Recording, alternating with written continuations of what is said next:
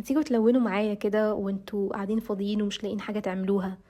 فتعالوا نلون سوا، تعالوا. دي الرسمة اللي انا رسمتها في بارت 1، لو ما شفتوهاش روحوا شوفوها. وده بارت 2 وانا بلون.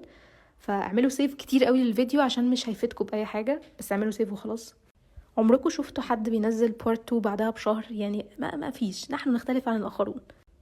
الحقيقة انا مشكلتي ان انا مش بيجيلي ارت بلوك عادي زي بقية الفنانين والناس.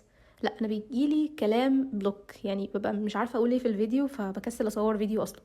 فمش عارفة. ساعات بحس ان انا رغاية، وساعات بحس ان انا مش قادرة افتح بقي بكلمة، لو ما حدش يكلمني.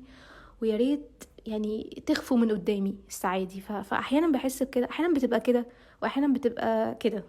فانتوا قولولي بقى، انتوا بتبقوا اني فيهم كده ولا كده؟